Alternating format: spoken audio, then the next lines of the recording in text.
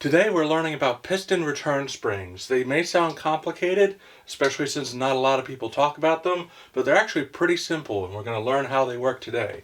I've drawn a 4-cylinder engine. It's the most easy to understand engine for piston return springs, so we're going to start with that, but we will progress into more complicated engines and how it's more important for some of them. So I don't have the crankshaft and piston rods drawn here, but we do have the cylinder walls, the pistons themselves, some valves, and this is the combustion chamber above the piston. That is where the piston return spring sits. I'm going to draw those now. As you can see, all 4 pistons get the same return spring. Some of them look compressed because the piston is towards the top, whereas these pistons are coming down and they're decompressed. The springs are all the same because you want the engine balanced. If one of these gets damaged, you will start to feel the engine vibration because it's out of balance, and you'll need to replace these springs. You would also have an engine that vibrates considerably if you didn't have these springs to balance out everything. Imagine if you have 4 cylinders here and you have a 4-stroke engine where not every time the piston comes up the combustion blows it down. You're going to have some sort of force to counteract this piston that's not doing anything that stroke. So let's say this piston just experienced its combustion stroke.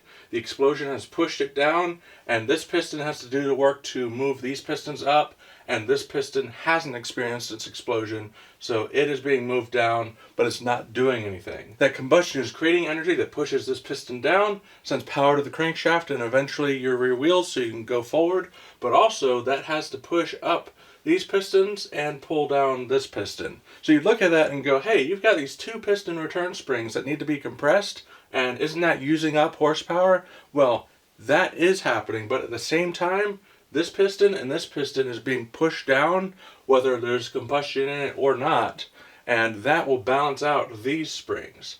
And while nothing is happening in these pistons, the same thing happens. The spring is going to push it down and counteract the other springs.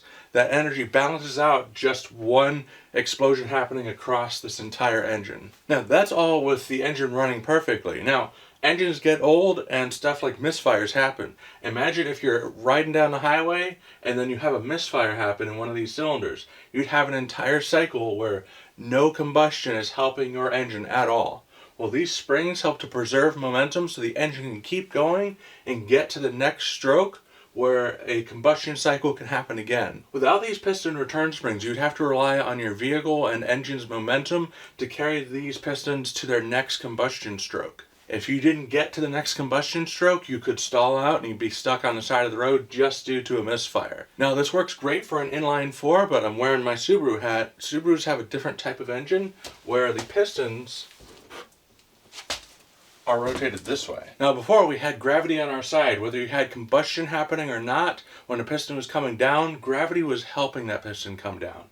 With a boxer engine, the pistons are on their side and you need even more help from the piston return spring to get it to move in the direction that you want it to. Plus, you have to remember, that's not just helping with gravity. The orientation of the pistons being pointing to the sides of the car mean anytime you take a fast corner, G-forces are going to be pushing to one side or the other, the outside of the turn. So whenever you have piston return springs that are in good working order, it will be able to balance out those G-forces and you won't have to worry about your engine sputtering when you go around a corner. Now, if one of these piston return springs break, you'll feel it as you're accelerating. But if you're going around a corner with a boxer engine and one of these springs are broken, you'll feel the engine struggling as one piston is just real sloppy, heading towards the outside of the corner, nothing to bring it back, and you really don't want to have that happen. And if you're going around a corner too fast, you might have a piston that doesn't get out of the way of the valve in time, and the valve comes in and slams into the piston. In that scenario, not only will you have to replace all of the piston return springs,